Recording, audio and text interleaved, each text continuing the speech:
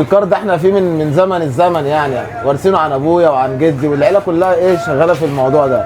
ايوه اخويا محمود برضه شغال في الموضوع دوت، يعني ملناش شغل غير الكسكسي.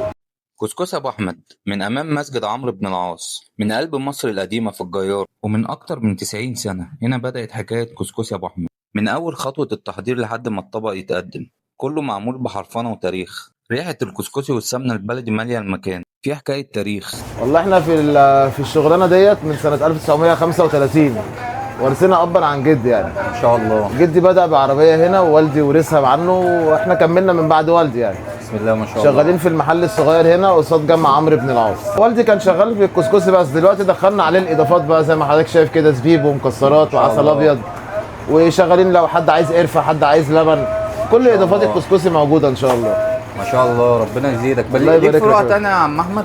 نعم يا فندم. ليك فروع تانية ولا لا، واقفة؟ شغالين هنا في المحل الصغير بس، ملناش اي فروع تانية. ما شاء الله، هو صغير شكلا بس كبير مقاما. الله يبارك فيك يا باشا. حبيبي. في محلات تانية واخدة نفس الاسم بس مش تابعة لينا وما نعرفش عنها حاجة. ما شاء الله. أنا أحمد ابن أبو أحمد، وشغالين هنا في المكان ده. شغلنا كله بنعمله هنا رز بلبن وأم علي وعاشورة، وفي مهلبية وكاستر وكريم كراميل.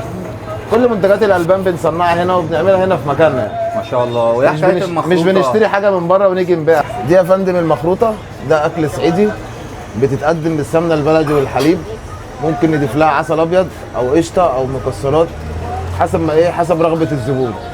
وهنا بنصنع كل منتجات الألبان من رز بلبن وأم علي وعاشورة ومهلبية وكاستر. الرز بلبن بنعمله بالشوكولاتة والمانجا واللوتس. ما شاء الله. كل الصوصات ما شاء الله شغالين فيها. دي أسعارنا، المنيو بتاعنا ما اتغيرش بقاله سنتين. ما شاء هي الله. الأسعار، العلب ب 10 و15 و20 زي ما الزبون عايز وحسب إيه احتياجه. ما شاء الله. مفيش حاجة اتغيرت، هو بس شكل المنيو اتغير، بس أسعارنا زي ما هي ثابتة. ايوه ما شاء الله. رغم إن الخامات بتعلى كل يوم والتاني، بس أسعارنا ما شاء الله محافظين عليها يعني.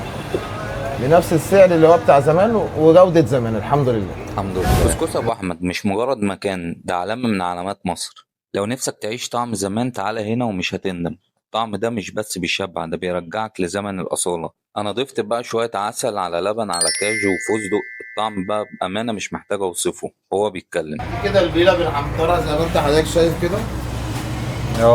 ماشي، بنحط لها قشطة حسب رغبة الزبون، بنحط لها كنافة. دي البليلة. البليلة بنحط لها كنافة ولبن ومكسرات بالشكل الطبق. ما شاء الله. مكسرات بجد على فكرة، كاجو وبندق ولوز، شايف ولا ايه؟ ما شاء الله مليانة وهي ما شاء الله. في زبون زي كده عايزها بالقشطة. ما شاء الله. كسكسي أبو أحمد الناس كلها بتحبه، المشاهير والشخصيات العامة بيجوا عنده يستمتعوا بالطعم. قابلت هناك اخويا وحبيبي مصطفى عمار، اكبر صانع محتوى للحيوانات الاليفه. تعالوا نشوف. عايزينك بقى تقول لنا رايك ايه هنا، انت زبون عندهم من زمان ولا ايه؟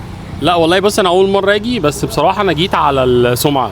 ما شاء الله. لان المكان هنا انا سمعت ان هو بيقدم حاجات كويسه، فجيت عشان اجربها. حتى بص كده الاطباق فضيت، كلنا كل حاجه ما شاء الله. ما شاء الله.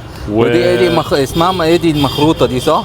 دي مخروطه، انا اول مره اجربها بصراحه. هي بالسمنه البلدي والمكسرات وكده. ممكن تجربها وتعرفنا رايك. ماشي. وما شاء الله عم احمد هنا يعني مسمع في، يعني بقاله زمن الناس كلها عارفاه. ايه رايك؟ طعمها غني جدا. بص يمكن انا ما اعرفش اعبر قوي عن موضوع طعم الاكل وكده زي هي عباره عن ايه طيب؟ مش عارف، يعني حاسسها شويه زي المكرونه او الاندومي كده، بس فيها طعم سمنه جميل قوي، والسكر بتاعها مظبوط. ولبن ما شاء الله يعني. حبيبي والله. لا حاجته جميله والله. حبيبي شرفتني والله. الشرف ليا. كسكسي ابو احمد اسم من ده في التاريخ المصري. لو عجبك الفيديو ما تنساش تعمل لايك وتسيب رايك في الكومنتات وتقول لنا جربت الكسكسي من هناك قبل كده ولا لا.